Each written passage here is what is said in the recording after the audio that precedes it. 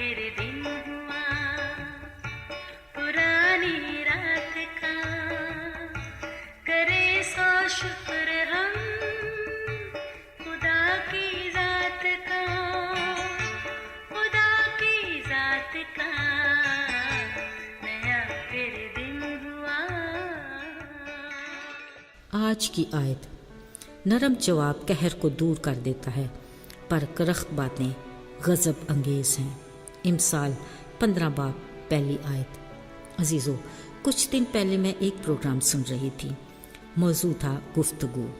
सच में मेज़बान ने बड़ी ही अच्छी बातें कहीं। हर एक बात गौर तलब थी, मगर एक जुमले ने मुझे बहुत कुछ सोचने पर मजबूर कर दिया। उसने कहा, एक बात का बड़ा ध्यान रखना चाहिए कि जिस किसी से भी बात करें, ना तो ज़ुबान सख्त हो और ना ही लहजा करख्त। साथियों, ये सादा और रस्मी सा फ़िक्रा है, मगर इसमें बड़ी सच्चाई और गहराई है। बिलाशुबा ज़ुबान बसाते खुद लचकदार है, मगर इसकी नरमी और सख्ती का इन्हसार उन अल्फाज पर है जिनको हम ज़ुबान से अदा करते हैं। इस बारे में साहिब फ़हम भी बड़ी अच्छी सोच रखते हैं कि लंबा धागा और लंबी ज़ुबान दोनों ही उलझ जाते हैं, इसलिए धागे को लपेट कर और ज़ुबान को समेट कर रखने में ही बेहतरी है। इसलिए अल्फाज के चुनाव में एहतियात अच्छी बात है, लिहाजा पहले तोलें फिर बोलें। याद रहे, गुफ्तगू तरबियत की अक्कासी करती है। बिलाशुबा इंसानी अज़ा में सबसे नरम हमारी ज़ुबान है। मज़े की बात यह है कि नरम ज़ुबान में गोया शरारत का एक आलम बसा हुआ है। इसी की वजह से अक्सर औक़ात ऐसा फतूर बर्पा होता है कि खुदा की पनाह। गोया आग की एक चिंगारी जिसकी लपेट में सारा जंगल आ जाता है। अक्सर औक़ात ज़ुबान की ज़रा सी बेएहतियाती अच्छे भले घर में फसाद जैसी ख़तरनाक कैफियत को जन्म देती है। गंदी महलों में इंतशार का बायस भी यही छोटा सा उज़्व ज़ुबान है। इसका किरदार एक फूटते चश्मे की तरह है जिसको किसी भी तरह रोकना आसान नहीं। हैरत है ना, ये छोटा सा उज़्व कितने बड़े कमाल दिखाता है। अजीज़ों, इंसान खुद को कितना मजबूत और ताकतवर समझता है। हर तरह के ख़तरनाक कीड़े मकोड़े, खूनखार जानवरों को अपने काबू में कर लेता है, मगर एक छोटी सी ज़ुबान पर कंट्रोल नहीं। कभी कायनात की तस्खीर का भी दावा करता है, मगर एक ज़ुबान से मात खा जाता है। अजीज़ों, बात सिर्फ यहाँ तक नहीं, ज़ुबान का एक और बड़ा कारनामा दोगलापन है जो इंतहाई ख़तरनाक है। इस ज़ुबान से एक वक्त किसी को दुआ देते और मुबारकबाद जैसे खूबसूरत अल्फाज अदा करते हैं, और दूसरे ही पल लान तान करने और बददुआ देने से भी बाज नहीं रहते।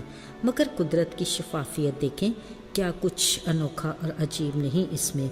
मगर एक चश्मे से मीठा और खारी पानी एक साथ कभी भी नहीं निकलता।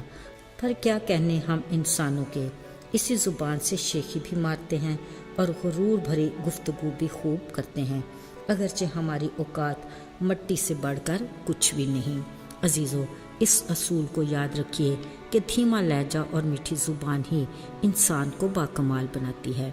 ठंडे दिमाग के लोग खूबसूरत सोच रखते हैं, फिर इसी लब्ब लहजा में बात भी करते हैं जो उनकी शख्सियत को पुरकशिश बना देती है, जो बहुत सौ के लिए बाबरकत है। अहले दानिश कहते हैं, इखलाक गोया एक दुकान की मानद है और ज़ुबान एक ताला। जब ताला खुलता है तो पता तब चलता है कि इखलाक की दुकान कोयले की है या सोने की। इस बात में भी बड़ी सदाकत है कि दो मुंह वाला सांप ढस ले तो बचाव मुमकिन है, मगर दो शाखा ज़ुबान के ढसे से बच जाना मुश्किल है। इस बारे एहतियात ज़रूरी है। अजीज़ों, खाली खुदा का अपनी ही इस तख्लीक के बारे में फरमान है, तुम चाहे जितने भी अच्छे और नेक काम क्यों न कर लो, दीनदार और मोमन भी बन जाओ, पर अगर अपनी ज़ुबान को काबू में ना रख सको तो जान लो कि तुम खुद को धोखा दे रहे हो। खुदा के ये अल्फाज अटल हकीकत है जिसके बाद किसी और चीज़ की गुंजाइश नहीं।